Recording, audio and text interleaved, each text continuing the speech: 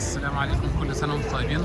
النهارده حبينا نصور لكم واحنا في الكريسماس، مش في الكريسماس يعني شهر الكريسماس، لسه باقي 3 أسابيع على الكريسماس. من شارع اوكسفورد في قلب لندن.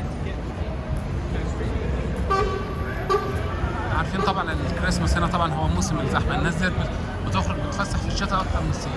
دي محطة اوكسفورد سيركل ستيشن اوكسفورد. سوري انا عارف ان الصوت يعني مش احسن حاجه دلوقتي، بس طبعا ده علشان الزحمه.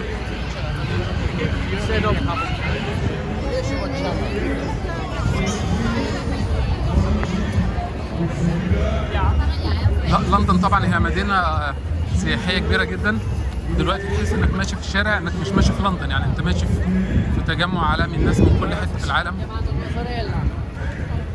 تسمع الايطالي، تسمع الاسباني، تسمع العربي، تسمع كل اللغات حواليه.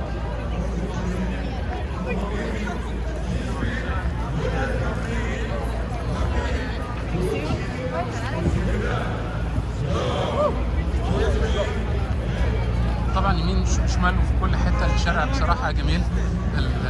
هنا دايما في الشتاء بيعلقوا، يعني بيجي في نص شهر 11 بيبداوا يعلقوا الانوار في الشوارع زي ما انتم شايفين كده، وبتتشال بعد الكريسماس.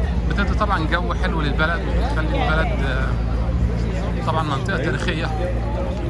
شارع اوكسفورد شارع تاريخي عالمي معروف في العالم كله، وسنتر من سنتر السياحه العالميه، خاصه في الكريسماس. معروف طبعا شارع اوكسفورد في الكريسماس للفسح والتسوق والشوبينج والتمشيه وكل حاجه. والجو بيبقى في الشتاء طبعا الدنيا بتبقى ساقعه في الشتاء، بس بيبقى يعني طبعا الحركه والنفس والزحمه والكلام ده بيخليه ساعه ممتعه.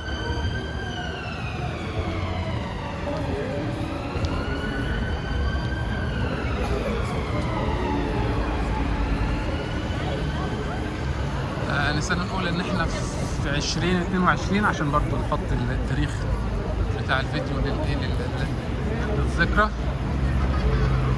حبيت ان انا افسحكم برضو ونتفرجوا على البلد معانا، وان شاء الله اللي هيضغط لايك وشير ويعلق بكومنت ان شاء الله ربنا يكرمه ويجي هنا كمان في راس السنه اللي جايه ولا اللي بعدها يقضي هنا.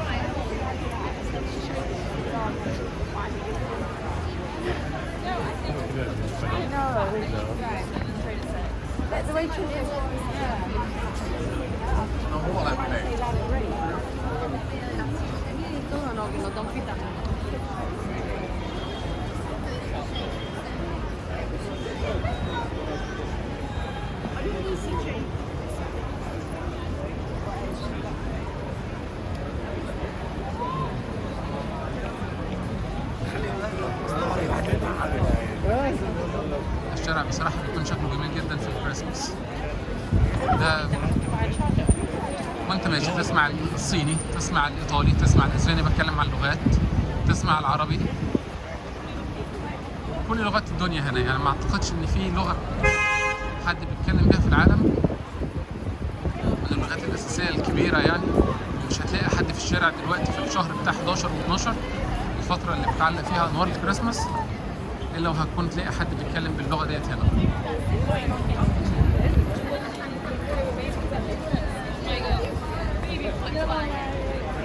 الناس كلها بتصور.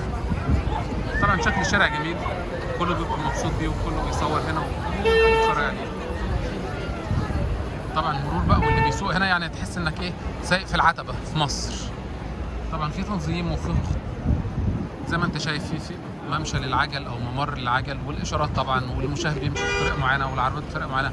بس برضه ده ما يمنعش انك في وقت من الاوقات تحس انك ماشي في العتبه في مصر زي ما انت شايف طبعا من كتر الزحمه يعني. بس هنقدر نقول ايه يعني، زحمه العتبه يا ريت العتبه كنا قدرنا نحافظ عليها، نخليها بالمنظر اللي هي كانت فيه زمان. العتبه الخضراء بتاعت اسماعيل ياسين.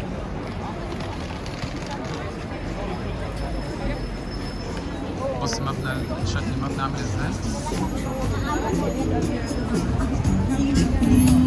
توك توك اهو، توك توك في شارع اوكسفورد اهوت، عشان برضه ايه يعني ما نبقاش حارمينكم من حاجه. توك توك في شارع اوكسفورد. لايبرتي